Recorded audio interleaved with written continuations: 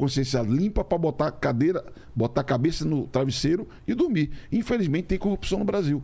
Infelizmente, isso é um traço da política brasileira. Então você reconhece que o mensalão, primeiro, existiu, porque já tem petista que diz que não. Segundo, teve responsabilidade do Genuíno, teve responsabilidade do Dirceu e que eles deveriam ser presos mesmo. Quem pode falar pelo Partido dos Trabalhadores é o Partido dos Trabalhadores. Eu não sou do PT, não tenho procuração para falar sobre esse assunto. O que eu posso dizer é o que eu vi. Vivi governos que tiveram um trabalho extraordinário, que mudaram a vida do povo para melhor e que fizeram o Brasil avançar muito. E que tiveram escândalo de corrupção de compra de voto.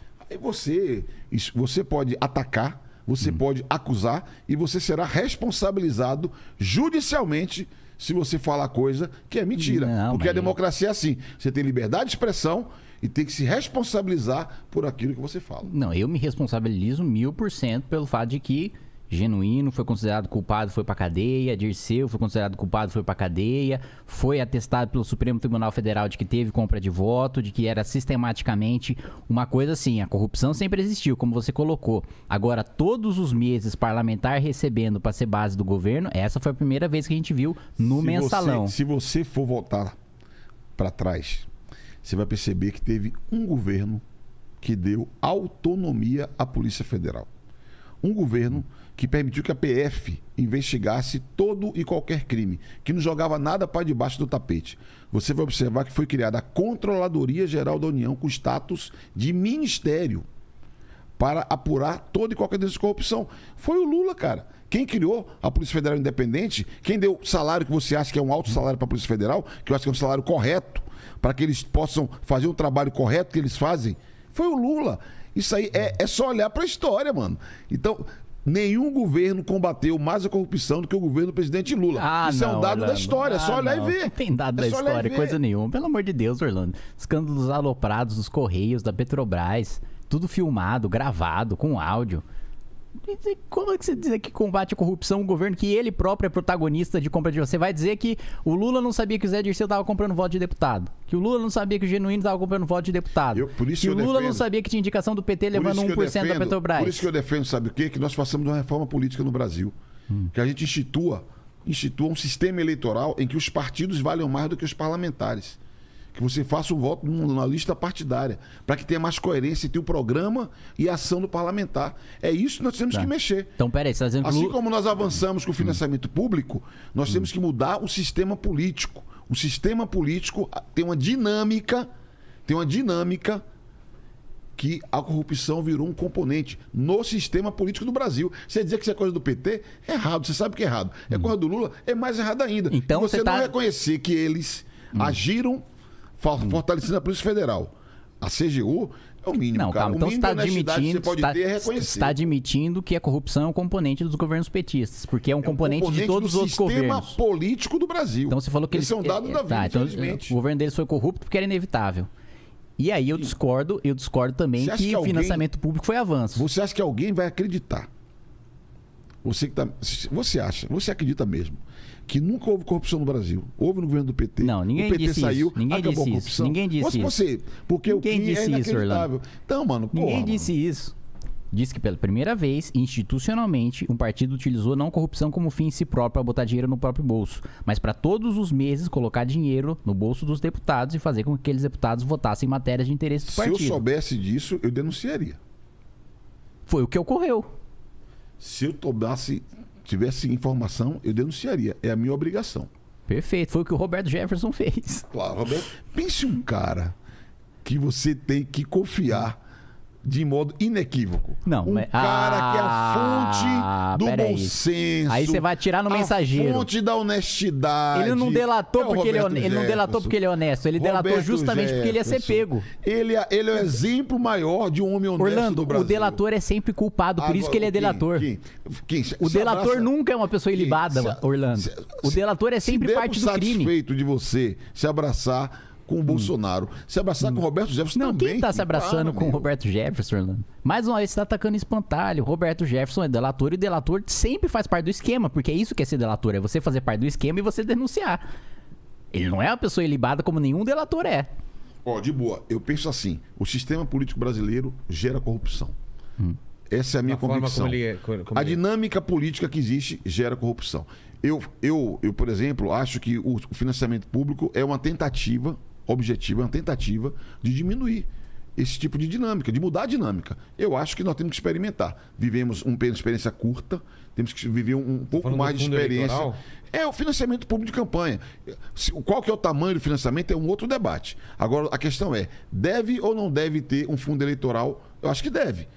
Agora, o tamanho é outro debate. Eu acho que nós devemos viver essa experiência por mais algum tempo. O Brasil muda muito a regra eleitoral o tempo inteiro. Isso gera mais instabilidade e nós não vamos enfrentar a corrupção se nós não tivermos uma experiência mais consolidada e um sistema mais funcional. Só isso que eu penso. Não, a gente viveu um período de proibição de doação empresarial. O resultado da CPI do PC Farias foi justamente de que não tinha adiantado absolutamente nada, que tinha tido caixa 2 e propina da mesma maneira, que é o que ocorre hoje.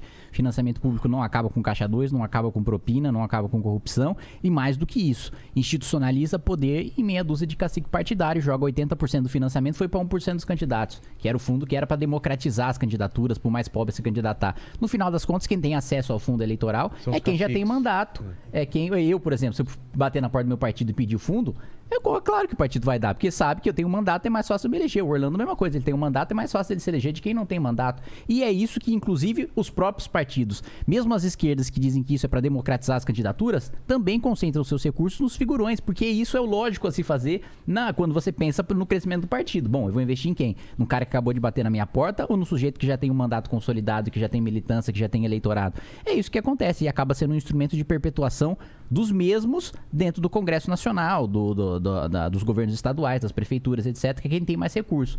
O maior partido vai receber mais dinheiro, ou seja, a tendência vai ser que o maior partido sempre seja o maior partido. Ela trouxe o gelo mesmo, mano. Trouxe, ele foi fazer, olha lá. Fazer não, foi buscar Buscar na Antártida. Manda aí, Leni, enquanto ele... O que você vai beber? Eu vou beber o com melzinho aí, sem gelo, tá?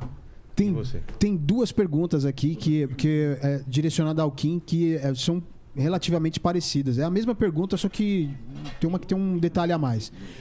O Átila, ele tá falando aqui o seguinte: Kim, quem seria uma opção de voto para presidente? Lembrando que Lula é ladrão e mentiroso, sim, e Bolsonaro era um remédio que não fez efeito. Quem poderá nos defender? E aí o CFH 2013, ele fala aqui: Kim, supondo que fosse proibido votar Lula no segundo turno e as opções fossem Lula ou Bolsonaro, em quem votaria? E qual dos dois seria mais danoso para o país como presidente nos próximos anos?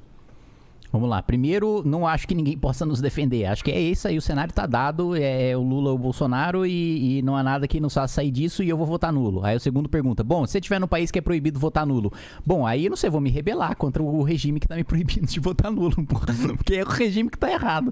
Eu tenho que ter o direito de não votar e se ninguém me representa, por que eu vou votar no sujeito que não me representa? Nenhum nem outro. Acho que os dois são igualmente corruptos e autoritários. E você, Orlando? Vai votar em quem? Quem será?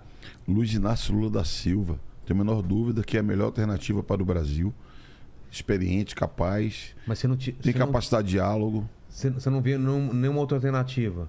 Tipo Ciro? Não, Ciro é um nome extraordinário. Ciro é um homem super preparado, qualificado, experiente, com muita capacidade. Se ele estivesse na frente nas pesquisas, você votaria nele? Nós temos que construir um caminho viável para derrotar o Bolsonaro. Eu, diferentemente do Kim, eu voto no presidente Lula. Mas se tiver um outro candidato para derrotar o Bolsonaro, eu voto. Porque o Bolsonaro, ele está fora do plano da civilização. Eu posso ter divergência com o pensamento do ex-governador João Dória, com o Luiz Felipe Dávila, que é do Novo. Posso ter divergência com um monte de candidato que está aí na praça. Agora é o seguinte, eu considero que eles são do campo da civilização. Nenhum deles faz ataque sistemático à democracia. O Bolsonaro se elegeu 8 vezes na urna eletrônica. Se elegeu presidente na urna eletrônica. Na urna eletrônica ele elegeu o 01, o 02, o 03, o 04, elegeu a mulher 01, quase elegeu a mulher 02 na urna eletrônica. Aí agora ele fala assim, não, essa urna não funciona. Porra, mano, cara de pau. Por que ele quer? Criar um ambiente para dizer, se eu perdi a eleição é porque foi fraudado, vou virar mesa. Isso não é sério. Então, eu considero assim, a divergência na política, assim, eu e o Kim, a gente está aqui, às vezes até num tom de brincadeira, a gente tem muita diferença de verdade. Nós fazemos debates no Congresso Nacional com posições muito diferentes. Mas eu reconheço que ele é um cara que tem compromisso com a democracia.